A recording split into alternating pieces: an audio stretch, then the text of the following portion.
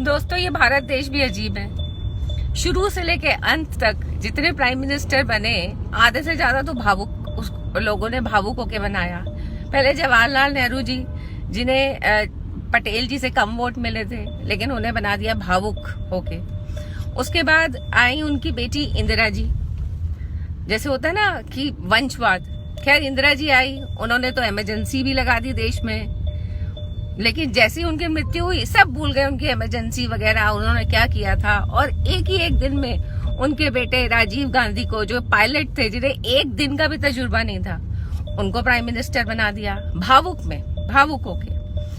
यही वो राजीव गांधी जी हैं जो आए, जिन्होंने देश को उस कगार तक पहुंचा दिया कि जो भी रिफॉर्म्स मनमोहन सिंह जी, जो उस टाइम पे फाइनेंस मिनिस्टर थे, उन्होंने किए, वो कोई अपनी मर्जी से नहीं किए थे। वो IMF का डंडा था पीछे से कि भैया करो, नहीं तो कर्जा नहीं मिलेगा, महंगाई दर ऊपर, फिस्कल डेफिसिट ऊपर।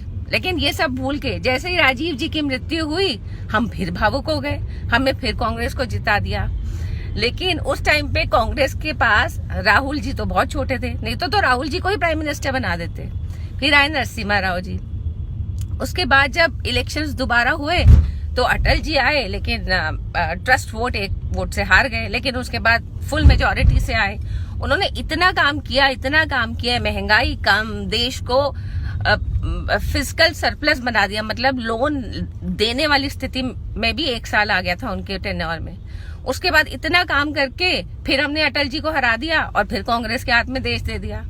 फिर कांग्रेस ने तो क्या ऐश की, जैसे होता है ना, किसी आदमी, कोई बिजनेसमैन अपना पूरा सेट किया हुआ बिजनेस अपने बेटे को दे जाए और वो काम तो करे नहीं, पैसे उड़ाए।